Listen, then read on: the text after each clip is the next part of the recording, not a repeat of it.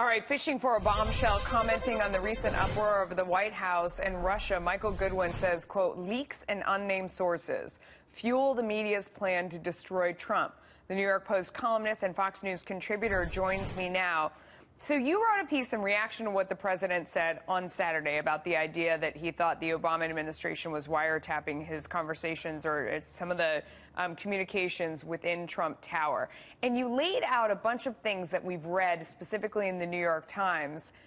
There's kind of, you scratch your head, how would we know these things if somebody weren't listening in on the phone, right? Lay that out for us. Well, thanks, Melissa. Yes, the trail of stories go back months now, talking about officials say, and it's all about surveillance, and it's clearly secret information that has been gathered by the government. I mean, the fact that the Justice Department knew that General Mike Flynn had lied when he said he had not discussed sanctions with the Russian ambassador. Well, they clearly listened to the phone call, and there was a transcript that apparently they showed the White House.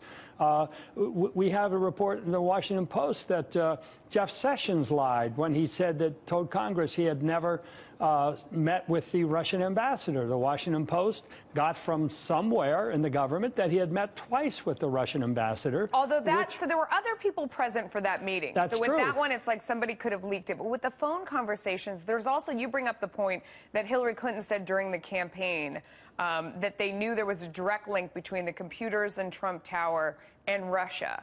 And it was sort of, right? Explain that one to us. Well, she tweeted on October 31st that computer scientists, as she said, have discovered a link between Trump Tower and a bank in Russia.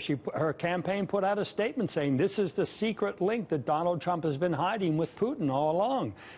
There were newspaper reports about that around that time, talking about this kind of issue. So it's clearly secrets gathered by our government that is then leaked to anti-Trump media. So that's the interesting part. Okay, so some people would say, you know, it's one thing for our government to be listening in on phone calls between the U.S. and Russian officials. That's normal, that they would be listening to the ambassador. They don't have the right to spy on private citizens, but they can listen to foreign officials.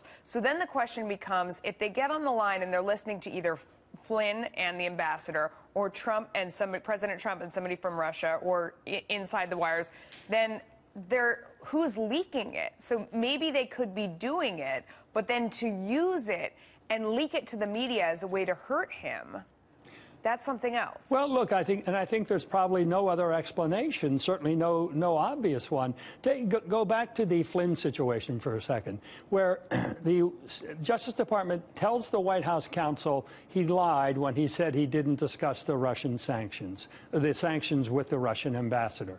And then they tell the White House counsel, and nothing, President Trump does not discipline or fire Flynn within a period of a week or 10 days or something like that. Then it is leaked by someone in the Justice Department, presumably, to the Washington Post. Yeah. And so then, and the explanation came out, well, they were afraid Trump wasn't going to fire him, and he was subject to, wait, so now the intelligence community is making personnel decisions for the White House because they don't like the person the president has there. We got to go, but it goes back to the thing that Chuck Schumer said when he said they'll find 6 ways from Sunday to get back at you, the intelligence community. This could be it. Michael, thank you so much.